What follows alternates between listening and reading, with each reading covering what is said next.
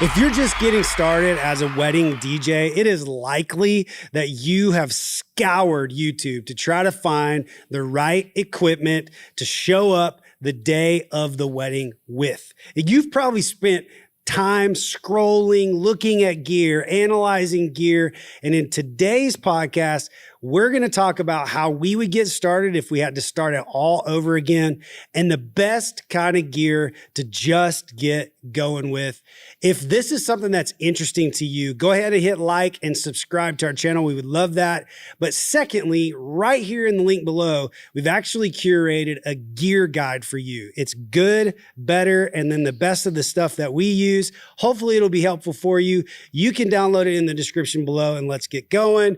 Rev. What up? What up, man? How are you? It's good to see you today, dude. Yep. So if you were to start all over again in your like DJ journey, what's the first piece of gear that you would go out and grab? Man, I think I would just use kind of what I already have because if the DJ bug is biting me and I want to try it out, I mean, you can go to the moon on buying gear, but just getting the concept of mixing two songs together, I would use Spotify on my phone and then like borrow someone else's phone with two aux cords, maybe coming into a little mixer off eBay or something from Best Buy, wherever you get a mixer, and just mess around with it. Sam's Club these days. Remember I sent you that? Yeah. I sent you that video of that guy. Yeah. Yeah. Whatever you got to start with, like keep the budget low and just make sure you enjoy it and you're kind of getting your feet wet with it where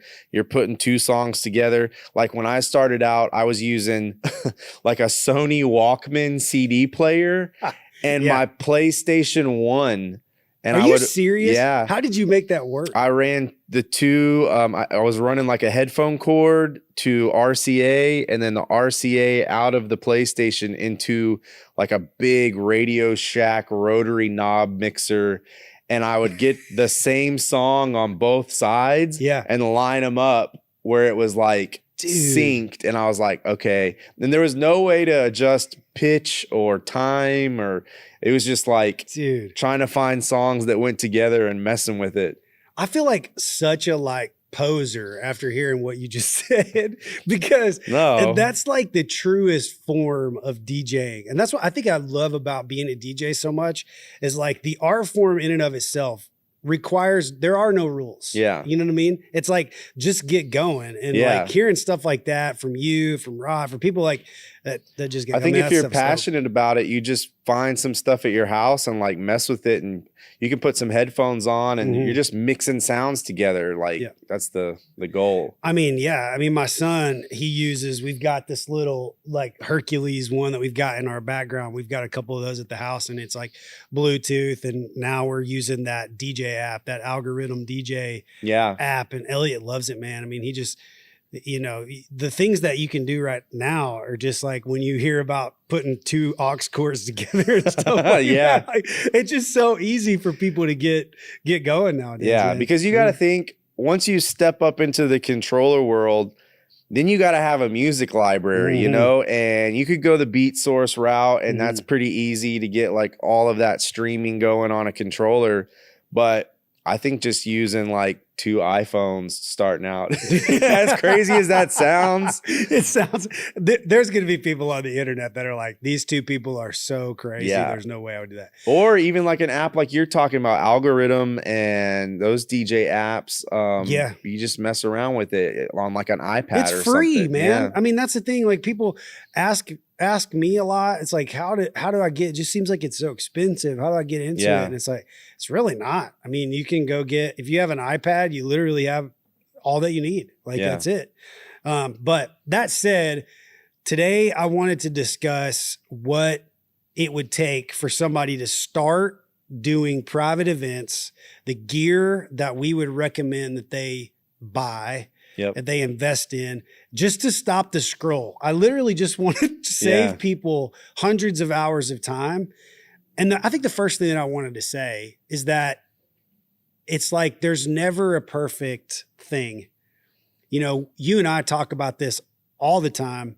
we're constantly making little tweaks to the things that we have. I feel like we've landed on a pretty solid one now, but it's taken 4 years to just kind of tweak it out. Let me save you 4 years of time, YouTube, right now. Yeah. Let's just talk it through. If I were starting all over, really the thing that I would invest in first is the audio experience has to be right. And you can get that done in a lot of ways, but I think you also have to kind of take a look at your limitations. Yeah. Like, what's your automobile situation? Yeah. How are you going to move this stuff? Exactly. Right. Toting it all around, you know?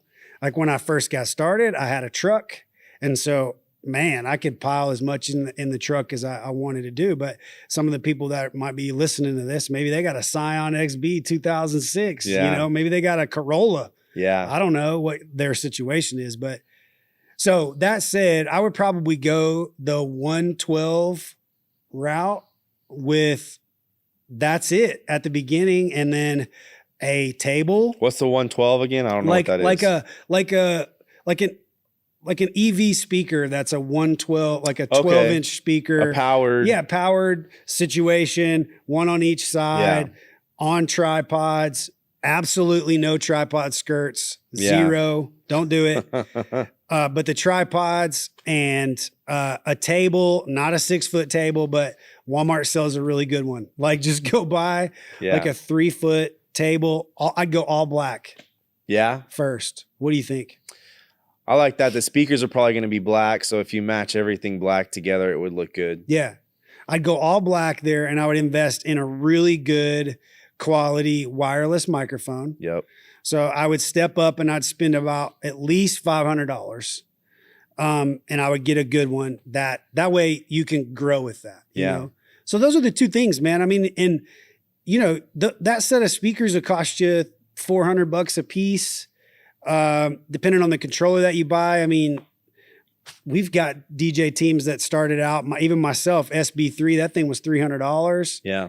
And I'm off to the races, man. And that setup right there, Rev, made me, I don't know, $20,000 Yeah. in my first year. Let's Just say that. like your beginner setup costs $1,000, $1,200 maybe. Yeah. You'd make that back with 1 or 2 weddings.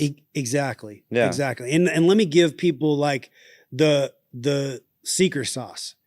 And we've talked about this some before, is if you don't have the funds to buy all that gear right now, just go out and get clients and promise that this is the gear that you're going to have, and do a retainer. Yeah. So have them pay 50% up front, and then in the next, 4 months, you're going to perform that wedding. So go use that retainer money to buy that gear. Yeah. And that's exactly what I did.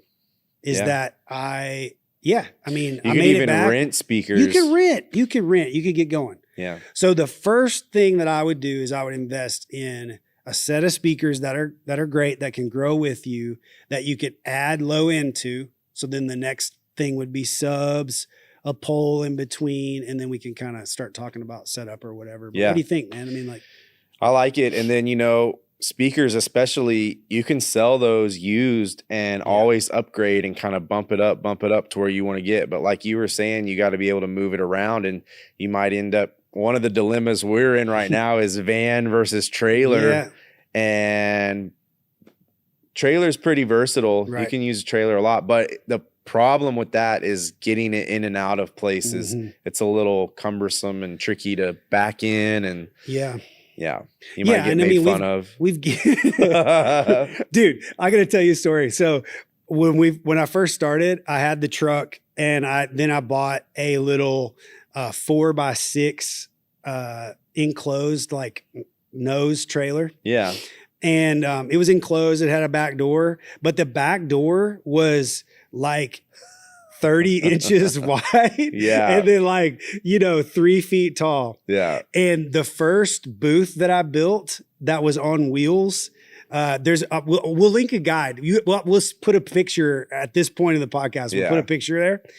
And I built it, dude. I was so proud of it. And I built it too tall to fit into the door. Yeah. So I still had to pick the booth up and put it into the bed of the truck. Yeah. And all of the rest of the gear would be in the trailer. But when I would show up to, there was a certain venue here in town that it's on Dixon Street. And for those that don't live in Northwest Arkansas, Dixon Street is like the main drag in Fayetteville. And when it gets covered up on a Saturday night, there's no way you can turn around. Nope. So what I had to do one day, dude, is I literally stopped traffic and I unhooked my trailer. It was so light, I could pick it up and turn it into the parking lot and physically walk it into the venue area so that I could load all my crap back up. Yeah, that's crazy. Like, so we're far from that day, but I mean, those are the kinds of things that you got to do when you first get started. Yeah. What I think you should kind of tailor it, and you know, you're going to be excited. You want to go DJ and you've been practicing maybe in your room and you got speakers, but like take some time to figure out what's going to fit in your car. Whatever car you have, make sure it's going to fit, because like you said, you get building stuff and then it doesn't fit in the door and it's like, that's the worst. Yeah. And the only time that you figure that out is literally when you need to be loading up. Yeah. Like that's what happened to me on that day. I remember it. Yeah. I had to go down and take this trip way down to Fort Smith, and I was hosed, man. I had to put it in the truck. So it was crazy. But so from there, you know, what I would say then is then start thinking about, okay, now let's dress this up a little bit. Do I need just a foldable facade? People tend to go that route. I think that's a great idea. Yeah. I think it allows you to clean up your area a little bit. There are so many, we'll link up, and there's a bunch in that guide of different facade styles. There's some that have tables on the top. I know you have one of those for some of your private events. I know we have a couple that have just like a top and then the facade on the front. Those can be dressed up in a lot of different ways. You can pop light behind it. So then, you know, I would go there first. And then the next thing, obviously, you're going to have lighting. Yeah. What would be your first set of lights that you would buy as a private event DJ? Some kind of wash, a color washed, you know, LED that can change. And if it has built-in sound program, that's great. I went with the Wash FX 2s. Like, it just so happened I bought those before I ever knew you, and then you had the same one. So I think it's kind of like a very good starting light. Just get two of them. It'll fill a room with color. You can plug them in whenever the dancing starts and they just go. And so what I hear you saying is that if you had $600, you would not buy a gig bar. Absolutely not. Dude, I don't know at what point I became anti-gig bar, but when I see them out in the wild, I just want, I need a flamethrower. You're like, let me have a BB gun and shoot that freaking laser off the top. I know people that have them, and they probably listen to this. They're like, Rev's a hater. We're not hating on people. We're just trying to level you up. I want you to up your game. Yes. We're just trying to level you up. If you have $600, do not go buy a gig bar.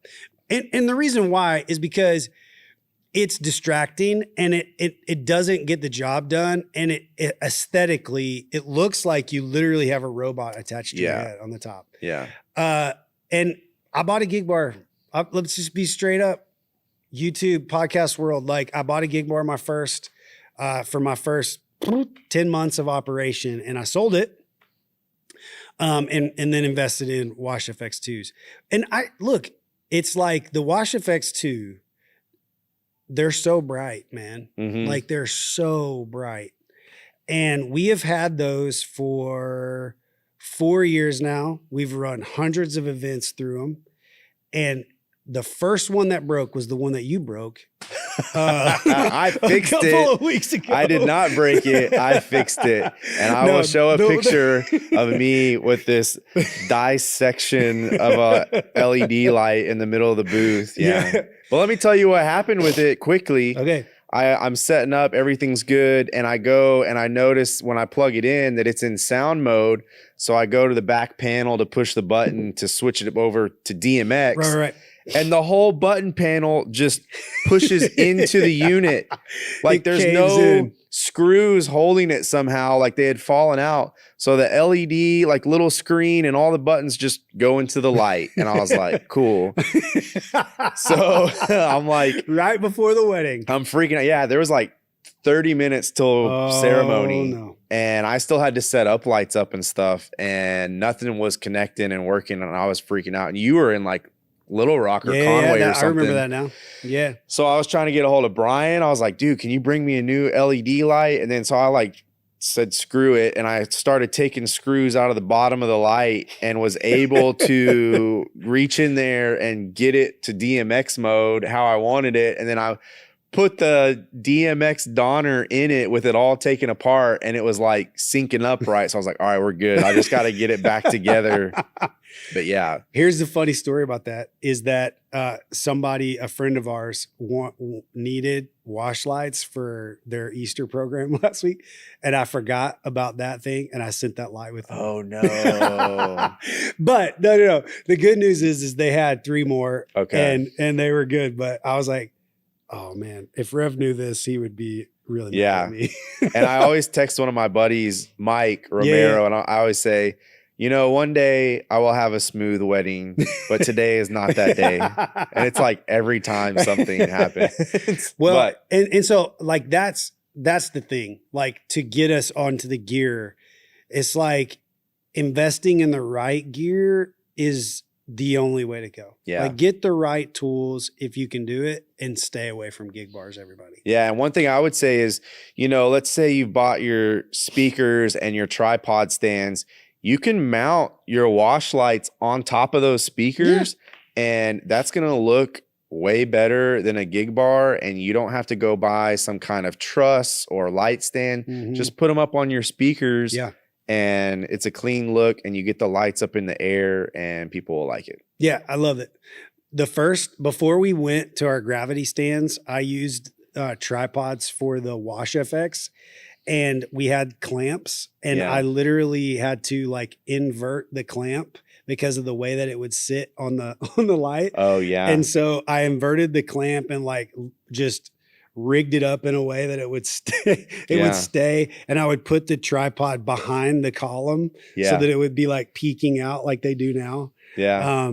And it was a great like. That's still how I do mine. Yeah. I have these old. I don't know who made the tripods, but they're I think like zip tied in certain places and beat up. But I just stick the Wash FX on the top and, you know, like raise it up behind whatever column speakers I'm using. Yeah. I mean, that's the move. So like, that's kind of that next place that I would go. And I mean, 90% of the weddings that we did in the first 3 years, that's all we had. Yeah. That plus my next piece that I would buy is uplights. Yeah. I would buy uplights. The first set that I bought, if you're a solo op, I highly recommend them. They're expensive, but Ape Labs are amazing because their ecosystem is so great. Mm-hmm. You can set them and forget them, and their sound active mode is incredible. Yeah. Like incredible. But I would not go that route if I were doing what we do with both, because their sound active mode is trash. And the app on the it's phone. It's so bad. I don't know if you ever use that. I never have because it's terrible. Oh, it's real bad. It's terrible. You got to go sound switch. Like if you're not using Ape Labs, because theirs is legit, but if you're using like Sound Switch, gosh, I think both lighting is a way to go. Like you got to have some kind of DMX software. There's a big trade there, right? So if you're getting Ape Labs and you're going up lights, then, you know, I mean, dude, eight Ape Lab lights with a case is like $3,000. Yeah, like crazy. It's crazy. But I'm telling you right now, they dial and they are so sturdy and they're so great. Yeah. And that's what we use. So the reason why I think I would go speakers first, then I would upgrade sort of the look right there. And then of course I'd go up lights is because now you're at a place where your reception is, you can charge more. Yeah. And so like we've talked about this on other podcasts, we'll put a link in this part, but the packages that we offer now, we want everybody to have up lights because it looks great in photos and it's just super cool, but it just adds a little bit extra flair to the people that you're trying to do the event for, when you can say, yeah, we have uplights. This is what we do. We put them every 6 to 8 feet around the room and it looks like this and they look great. So like, that's the piece. And so you just have to play with it and say, you know, if I buy these uplights, like a set of 8 uplights from both, is like $800. I can't remember. And so, man, I mean, you make that back in 4 to 5 events and you're off and running. So get 2 sets of that and now you're good. Yeah. Is that what you do? Like, where you go? Yeah, like that's literally what I did when I decided I was going to do weddings. I went to Guitar Center and I was like, I need speakers. And I talked to Mike Romero. He was working there. That's how we became friends. And I was going to get powered QSCs, like the mains, 15s, and some subs. And he was like, dude, that's, I mean, first of all, QSC was like back ordered real bad. They haven't, their production is like slowed down or something. At this time, this was like 2 or 3 years ago.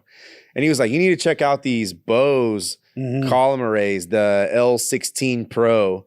And I was like, I thought those column arrays were like cheesy kind of like maybe you use it if you're playing acoustic guitar in a bar somewhere. And then he plugged one in and I was like, holy cow, like that sounds good. It was just one. And he's like, imagine 2 of those. And I was like, yeah, put me down. And like, those are pricey speakers. Yeah. And I got a Guitar Center credit card. I got approved and I put it on there and I was like, I'll pay this off over time. It was like 0% interest. So Guitar Center does some deals sometimes. If you can get approved for a credit card, make sure it's 0% interest and you can pay it off. And that's an easy way to get some gear and get going. Without a bunch of money like up front. There's another pro tip. So there's a couple of companies that do this kind of thing. So Sweetwater is a winner with that. So they usually run that deal. But there's another one, Zounds. It's like 2 Z's, Zounds. They even do like a certain limit based on doing an auto draft from your checking account. Oh, interesting. It's super dope. Yeah. Like about a year ago, we were in a bind and I was working in different capital things. Like I had a bunch of invoices out. I was waiting on money. I was like, oh no, we need like, you know, a set of speakers. I think I spent $5,000 and Zounds did that for me. And dude, it was awesome. That's cool. Like it's a little pro tip. You can do that on different things. Like as long as you're, and I don't know that they even run a credit like deal. I don't even know. Like, I don't know anything about We're not advocating you go into credit card debt. Don't 0% interest. Like do some research on that and then like make your monthly payments. Right. That's not what the show is about. Yeah. But it is just like, hey, trying to keep the game going, you know? But yeah, I would go up lights and then the next step that I would take. So all of that right there, dude, like if somebody did that, they could make serious side hustle money. Yeah. I mean, we're talking 25 to 45 grand a year just with that. Yeah. And a ceremony rig that we have a video about. You should just buy what we have. Yep. Just do that. And you're good. So if we're looking at this as like a pyramid, our foundation, would you say is controller? And then the next would be speakers, right? Yeah. Because there might be some gigs you don't need lighting at all. Yeah. You could do some restaurant grand opening or something. They don't want lights. You're just going to be providing music. Yep. So that's what the base level controller, 2 powered speakers. Yep. And a microphone. That's it. You could get by with like a wired Shure SM58. $97. Yep. Yeah, that's what I would do. And then if you're going to do private events and weddings, then your DJs, they just sleep on this part, especially when they're new, is that it needs to look good. Like, like you want to invest in the aesthetic. And so I get so much hate for this on social media. Like, why you got all the white stuff? Like, because it freaking sells, dude. I mean, and these people are going to look at pictures the rest of their lives and they don't want to see your orange extension cord running across the floor. No. So make it look good if you're doing a wedding. That's right. Like, so that would be the investment. It's like if you're just feeling like, you know, doing a corporate event, cool. That's all you need. And then, but if you're stepping that aesthetic up, just think about that. Like think about that look. And then what kind of car you got? Like if your car is small, you don't want to buy 18-inch QSC subs. Like that's a bad idea. So I mean, and let's talk about column arrays for a moment. Yeah. Something to think about. Then your next level, what we would say is that's like your good setup. The middle setup where I would land is I would go column array because of the versatility and the portability. Yeah. Like if you're in spaces like we're in, where typically it's a space that can kind of hold about 3 to 350 max, column arrays generally get the job done really well. And that would be like Evolve 50s, LD Maui 28s, Bose 16 Pros. Yeah. What else? JBL makes some. RCF is making one. Makes some. Yeah. Something like that. Yeah. You said JBL. Mm-hmm. I mean, like they're literally all at Guitar Center. Just go talk and check them out. Or if there's a one of these music expos in your area, you could travel and all the speaker companies set up their stuff. Yeah. And you can hear them before you buy something. Yep. But I feel like I was going to say something. Well, I'll do a shameless plug of what we use. Okay. We run LD. LD has been rolling with us since the very beginning. They partnered with us as a distributor, and shout out Adam Hall Group. Those guys are amazing to deal with. Number one, when we order something from them, it is at my doorstep in 2 days. It's crazy. So we love them. We run Maui 44s now. On everything, a white set, a black set. And they sound so good. They sound so good. They get the job done. Yeah. But our 28s, man, I cannot say enough good thing about them. We're just at a place where we needed to go bigger. But if I were doing it all over again, that's probably the set that I would get. Well, and that's what I was going to say is your average wedding, I think for most people is going to be, let's say 100, 200 people in that round or like realm. And those mid-sized column arrays can handle that. If you're getting up 350, you're going to have to step it up. Yeah. And I would suggest you go rent some bigger speakers just for that one event. And that way you don't have to invest a lot of money in it. You make sure it sounds good. And then you give the speakers back and keep doing your 100 to 200 people weddings. Yeah. I think what you're saying though, too, is like so good is that people like just say that's what you do. Yeah. You know what I mean? Like you start getting into things too quickly where you've got to scale up too fast and you have to buy gear. It's just not a great way to sustain your business. You're going to have these huge speakers that might, blast people too much. I mean, you can dial them back, but your load in is going to be not fun. Yeah. So you got to stick have with what's adequate for 90% of your gigs. And then if you get something big, either have them provide better sound or go rent it. Yeah, I agree. Yeah. Yeah. So then kind of mid-level, then I would invest more along the lines of beefing up your audio, like always. And then inside of that, it's like systems. So your mixer, build a rack, make things just easier for yourself to where it's more efficient. And you'll start, the more events that you do, the more when you get done at midnight, 12:30, the more you're going to think to yourself, dang, I wish this was easier when I'm done. Yeah. So you'll start building systems that are and easy to pull the down. Fat so it's faster. You'll start pulling stuff down quick. Yeah. And so like a way to do that would be like invest in a audio snake, invest in a, your cabling setups, make your light cable IEC a long cable that plugs into a banana plug at the bottom. Like it just like those are the things that people I'm hoping and I'm going to speak this into existence that in the near future we're going to be no more cables.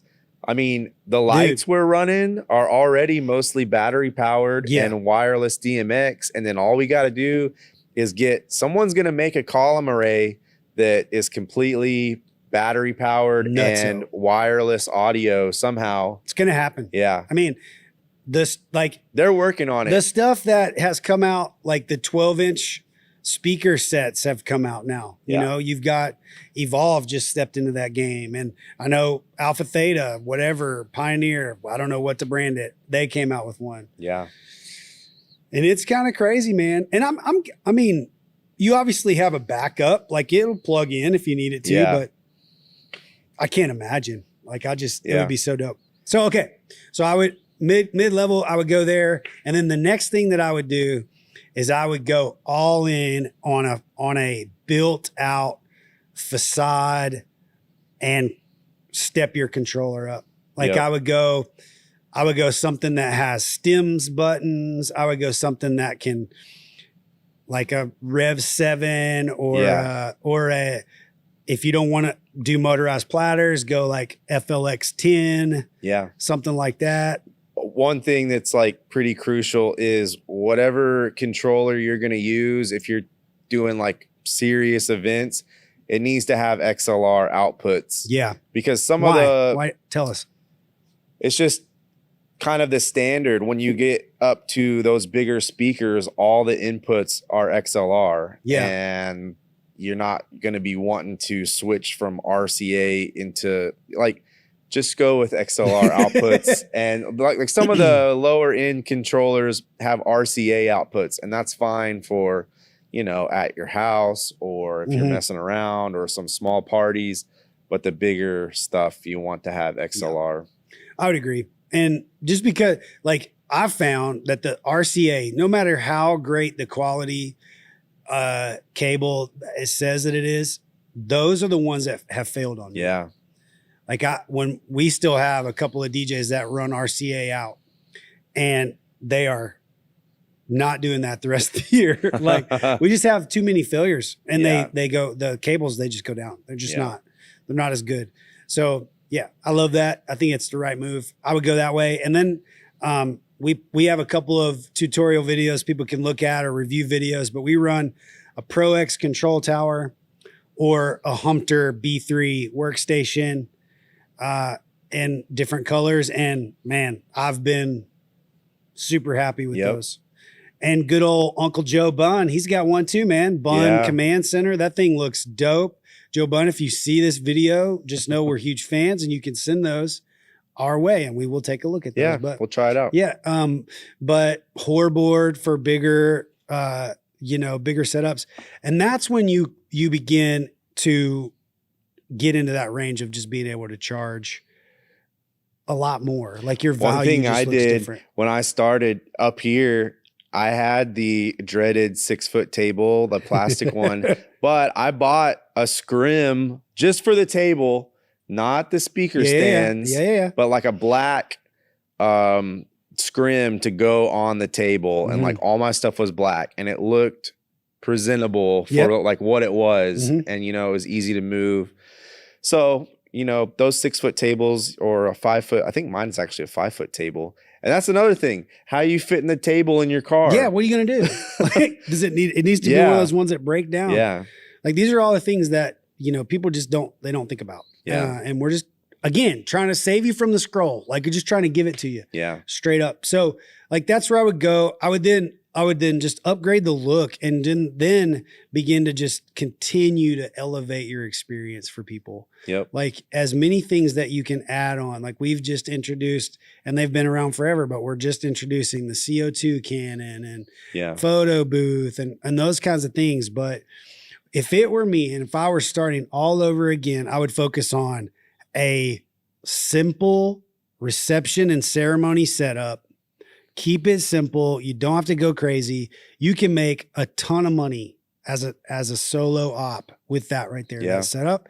Then start adding better audio, better lighting, and then step up into that like totally customized situation, and you're good. There's your business plan. Yeah. Like, that's it. Super great to be with you guys today.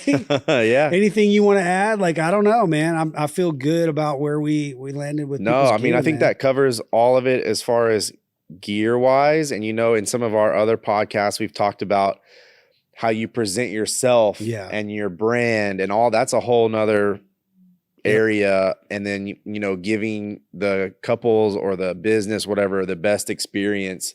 So once you have that baseline gear, you should really focus on, how am I presenting myself as a brand? How am I interacting with people? How am I like confident on the microphone, which you have guides for that to get good on the mic. Write some scripts out, what you're going to say, know what you're going to say before you turn the mic on. Yeah. So all that, it just comes with DJing and presenting yourself and being an entertainer and making sure people are happy. Yeah. That's the bottom line. No doubt about it. It's all about that experience, and it's just going to continue. If people can just invest in that part right there, what you just noted, like, you're going to win in business. Yeah. Like it's going to happen for you. And I love it. If this kind of stuff is what you're after, if you need some extra support with that, just like what Rev just mentioned, all of our guides are again in the show notes, in the description. And man, we'd love to have you guys on our email list so that we could send out our newsletter every week to just level up your DJ game, give you as many tips as we can. But until next time, we'll see you. Yep. Thanks so much. See you.